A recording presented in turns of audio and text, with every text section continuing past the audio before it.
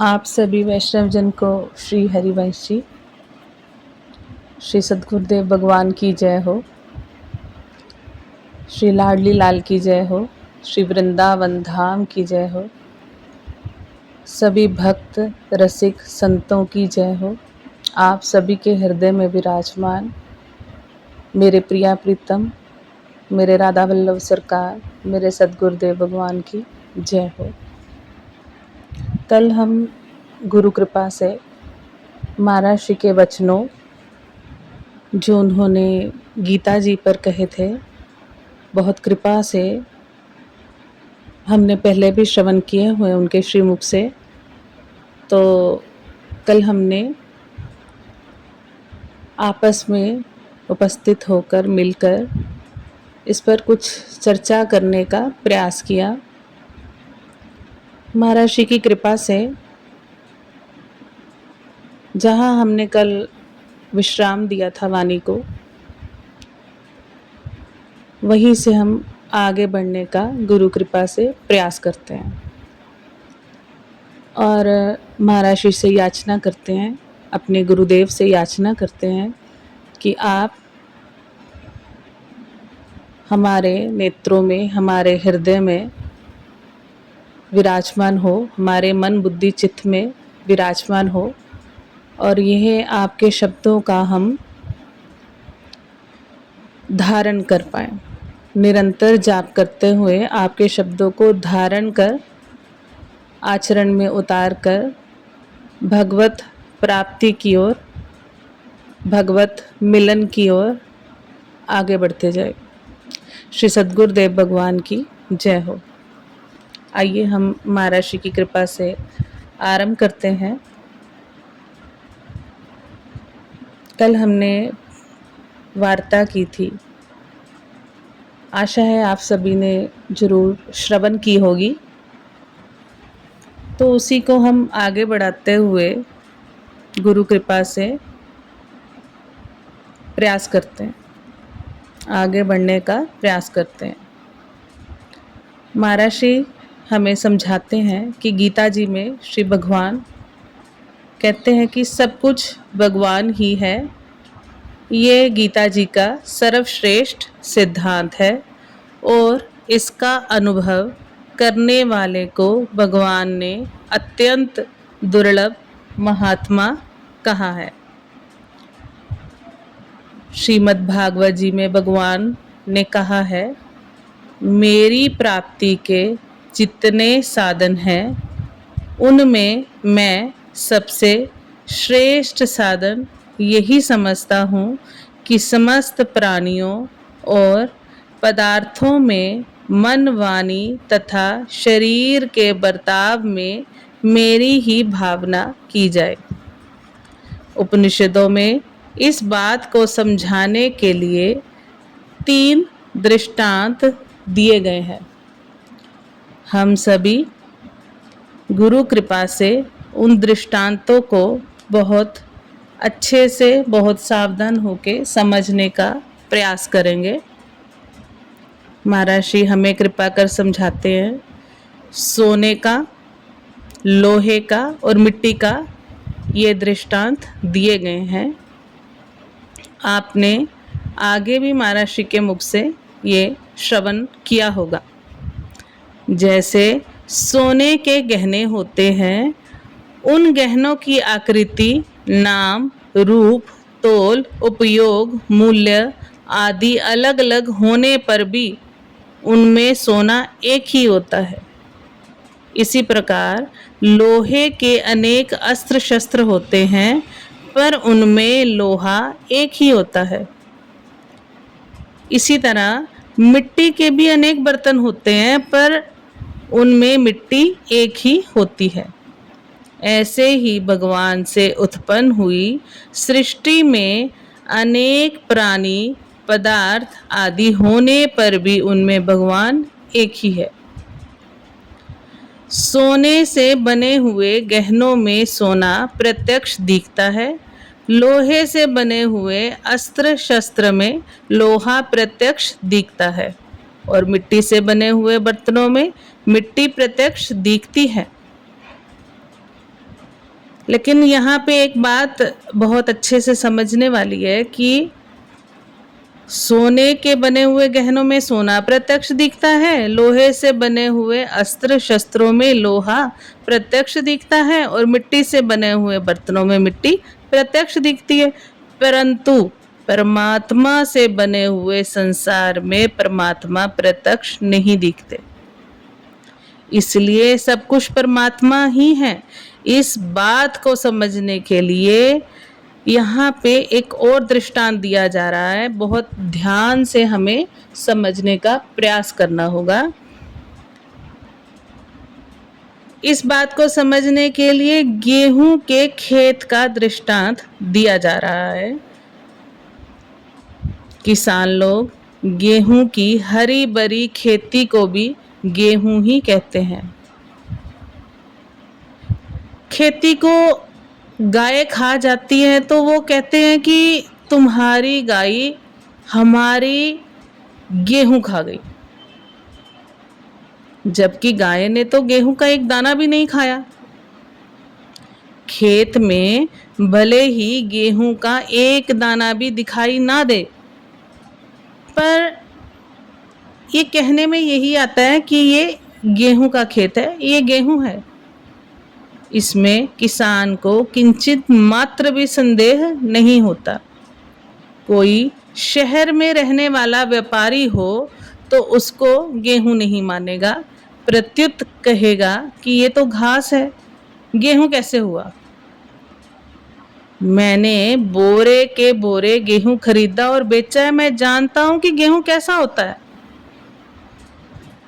जो व्यापारी है, शहर में रहने वाला है, वो कहेगा कि ये गेहूं नहीं है, ये एक घास है, ये तो घास है, गेहूं कैसे हुआ। मैंने देखा है कि गेहूं कैसा होता है, मैंने बोरे के बोरे गेहूं खरीदा है और बेचा है, मैं जानता हूं कि गेहूं कैसा होता है। परंतु किसान फिर भी यही कहेगा कि यह वह घास नहीं है जिसको पशु खाया करते हैं, ये तो गेहूं है। कारण कि आरंभ में बीज के रूप में गेहूं ही था। बड़े ध्यान से समझना है हमें कि कारण क्या है कि आरंभ में बीज के रूप में गेहूं ही था और अंत में भी इसमें गेहूं ही निकलेगा। अतः बीच में खेती रूप से ये गेहूं ही है। जो आरंभ और अंत में होता है वह बीच भी वही होता है। यह एक सिद्धांत है। भगवान संपूर्ण दृष्टि के आदि बीज हैं। यहाँ पे भगवान कह रहे हैं, हे अर्जुन, संपूर्ण प्राणियों का जो बीज है, जो मूल कारण है, वह बीज मैं ही हूँ। क्योंकि वह चर अचर कोई प्राणी नहीं है जो मेरे बिना हो, अर्थात चर अचर सब कुछ मुझ में ही है, अर्थात चर अचर सब कुछ मैं ही हूँ।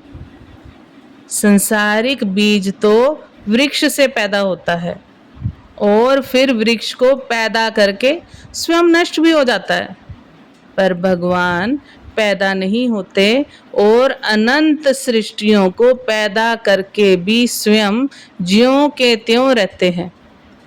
इसलिए भगवान ने अपने को सनातन और अव्यय बीज कहा है। फिर से समझें, संसारिक बीज तो वृक्ष से पैदा होता है और फिर वृक्ष को पैदा करके स्वयं नष्ट भी हो जाता है, पर भगवान पैदा नहीं होते और अनंत सृष्टियों को पैदा करके भी स्वयं ज्यों के त्यों ही रहते हैं। इसलिए भगवान ने अपने आप को सनातन और अव्यय बीज कहा है।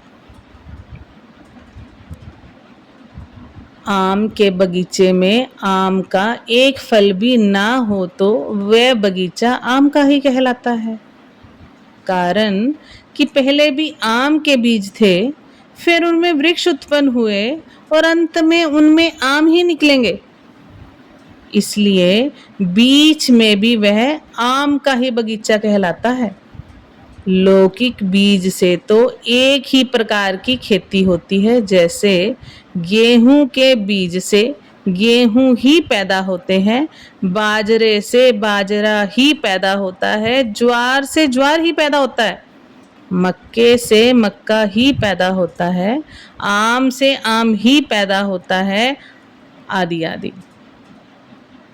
सबके बीज अलग अलग होते हैं, परंतु भगवान रूपी बीज इतना विलक्षण है कि उस एक ही बीज से अनंत वेदों वाली सृष्टि पैदा हो जाती है। हे कुंती नंदन, संपूर्ण योनियों में प्राणियों के जितने भी शरीर पैदा होते हैं, उन सब की मूल प्रकृति तो माता है और मैं बीज स्थापन करने वाला पिता हूँ। फिर से समझें, हे कुंती नंदन, संपूर्ण योनियों में प्राणियों के जितने शरीर पैदा होते हैं, उन सब की मूल प्रकृति तो माता है और मैं बीज स्थापन करने वाला पिता हूँ।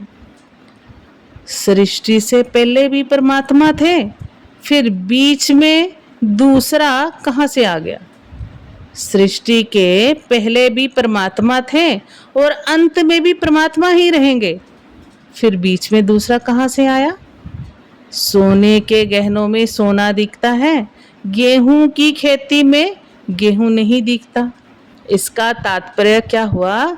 इसका तात्पर्य हुआ कि दिखने में या ना दिखने में प्रत्युत्व तत्व को एक बताने में है।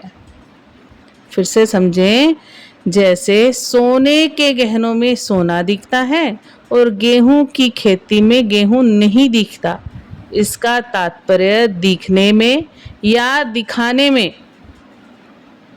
नहीं है, प्रत्युत तत्व को एक बताने में है। सभी दृष्टांतों का तात्पर्य है कि तत्व एक ही है, चाहे दिखे या ना दिखे, चाहे दिखे या ना दिखे।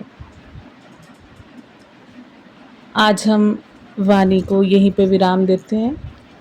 कल हम यहीं से गुरु कृपा से आगे बढ़ने का प्रयास करेंगे। बार बार जब तक हम इनको नहीं श्रवण करेंगे, महर्षि के वचनों को, नाम का आश्रय गुरु कृपा से नहीं लेंगे, तो विवेक ना जागृत होने के कारण यह हमारे अंतःकरण में ठहर नहीं पाएगा। तो इसको ठहर पाए और हम इसको आचरण में उतार कर भगवत तत्व को देख पाएं, हर वस्तु पदार्थ में परमात्मा का अनुभव कर पाएं, अपने को परमात्मा का अंश समझ पाएं। इसके लिए हमें निरंतर नाम का सहारा लेना होगा। गुरु कृपा से, गुरु कृपा के बल से, गुरु चरणों के आश्रय से सत्संग और नाम दोनों का सहारा लेके ही हम आगे बढ़ पाएंगे। गुरु कृपा से कल हम यहीं से आगे बढ़ने का प्रयास करेंगे। आप सभी वैष्णव जन को जय जय श्री हरिवंश। आप सभी के हृदय में विराजमान राधा वल्लभ सरकार को, प्रिया प्रीतम को, श्री सद्गुरुदेव भगवान को बारंबार दंडवत नमन। आज के आनंद की जय हो, श्री वृंदावन धाम की जय हो, सभी रसिक संतों प्रेमियों की जय हो, राधा वल्लभ सरकार की जय हो, श्री सद्गुरुदेव भगवान की जय हो, श्री वृंदावन धाम की जय हो। जय जय श्री हरिवंश।